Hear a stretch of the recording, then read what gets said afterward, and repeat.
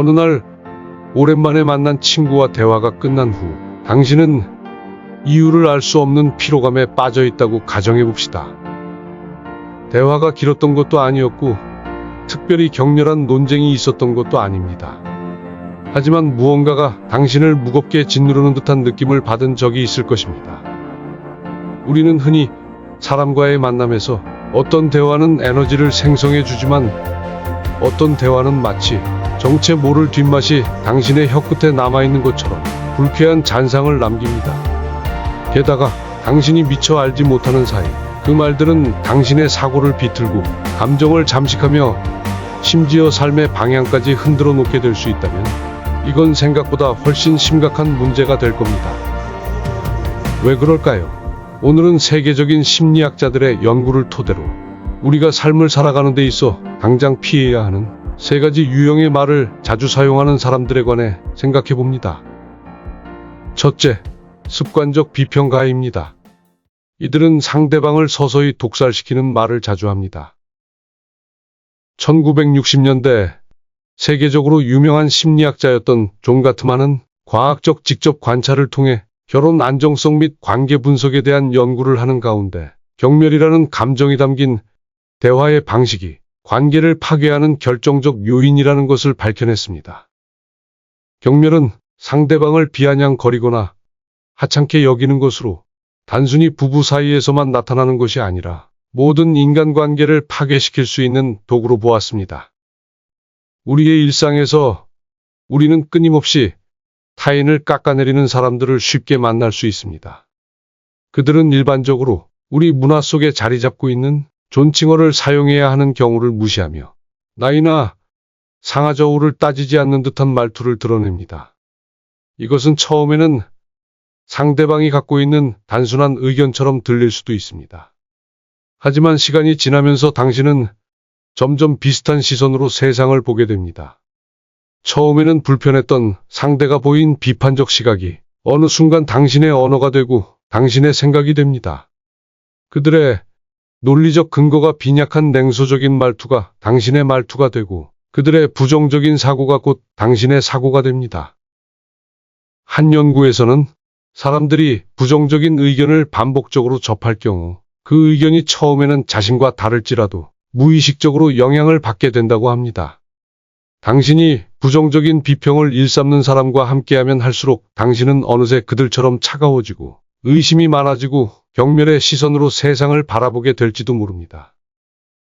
둘째, 의로움 속에 숨은 연설자입니다. 이들은 언제나 정답을 강요하는 말을 합니다.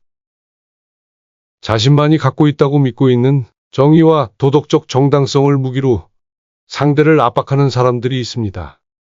하버드 심리학자 크레이그 말키는 이에 대해 도덕적 나르시즘이라는 개념을 제시했습니다. 도덕적 나르시스트들은 언제나 자신이 옳고 상대가 틀렸다고 확신합니다. 중요한 것은 이들은 단순한 개인적 의견을 넘어 당신을 그들과 다른 선상에 놓고 얘기함으로써 당신이 다르게 생각할 기회조차 박탈한다는 점입니다. 그들은 넌 그걸 잘 모르니까 그렇게 말하는 거야. 좀 더 알게 되면 이게 맞다는 것을 알게 될 거야 라는 식으로 말하며 자신들의 신념을 절대적인 진리로 만듭니다. 이런 사람들과 대화를 하다 보면 당신은 점점 스스로의 생각을 자신도 모르는 사이에 검열하게 됩니다. 혹시 내가 무지한 걸까? 아니면 혹시 내가 비도덕적인 걸까? 그들이 말하는 것이 절대적 진실이라는 주어진 착각 속에서 당신은 더 이상 다양한 관점을 탐색하지 않게 됩니다. 결국 당신은 그들이 만들어 놓은 프레임 안에서 사고하게 되고 스스로의 판단력을 잃어버릴 위험에 처하게 됩니다. 셋째, 무조건적인 충성자입니다. 이들은 그들이 좋아하는 사람들에 대한 왜곡된 충성심을 주입시키는 말을 하는 사람들입니다. 역사적으로 가장 위험한 순간들은 언제나 맹목적인 충성에서 비롯되었습니다. 맹목적인 충성을 심리학자들은 인지부조화 이론으로 설명하고 있습니다. 인지부조화 이론에 따르면 인간은 자신의 신념과 모순되는 정보를 마주하면 극심한 불편함과 두려움을 느끼게 됩니다. 그리하여 이런 상황에 맞닥뜨릴 때 그들은 이 불편함을 해소하기 위해 현실을 왜곡하려는 경향이 생깁니다. 예를 들어 그들이 좋게 생각하던 사람이 누구나 알 수 있는 명백한 잘못에 무거운 범죄를 저질렀을 때조차 그들은 이를 인정하려 하지 않습니다. 대부분의 그들은 죄를 지은 상대방은 누구나 그럴 수 있는 상황에서 한 일이라고 스스로를 설득하기 시작하며 잘못을 합리화하려는 변론을 죄를 지은 사람을 대신하여 만들어가게 됩니다. 그러나 우리가 알고 있는 것처럼 보통의 사람들이 죄를 짓는 일은 생각보다 아주 드뭅니다. 보통 사람들은 사회적인 규범을 잘 따르며 작은 범죄 행위도 하지 않으려고 노력하며 삽니다. 제가 알고 있는 어느 사람은 본인이 알지도 못하는 사이 고객이 놓고 간 몇만 원짜리 봉투로 인해 수십 년 동안 일했던 회사에서 한순간에 해고를 당한 경우도 보았습니다. 따라서 당신 주변에 그런 유형의 말을 하는 사람이 많으면 많을수록 당신의 도덕적 기준은 점점 더 흔들리게 됩니다.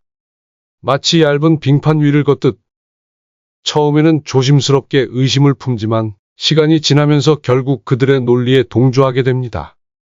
그리고 어느 순간 당신도 잘못된 부분을 스스로 합리화시키는 대열에 끼게 됩니다.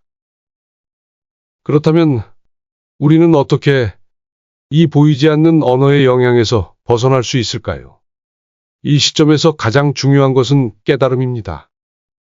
누군가의 말이 나의 생각과 감정을 어떻게 변화시키고 있는지를 인식하는 순간 당신은 더 이상 무의식적으로 그 영향을 받지 않게 됩니다. 심리학자들은 언어적 디톡스를 제안합니다. 즉, 하루를 마무리하며 스스로에게 질문하는 것을 습관화하는 것입니다. 오늘 내가 들은 말 중에 내 기분과 사고방식에 영향을 미친 것은 무엇인가? 그리고 나는 지금 누구의 언어로 세상을 바라보고 있는가?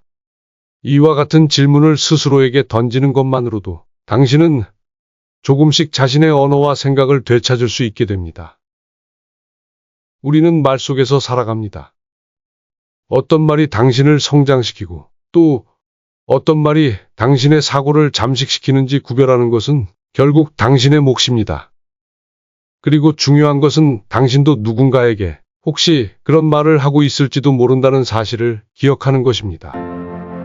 오늘 당신이 누군가에게 들은 말이, 오늘 당신이 누군가에게 던진 말이 한 사람의 인생을 바꿀 수도 있음을 잊지 말아야겠습니다. 지금까지 내 곁의 철학이었습니다.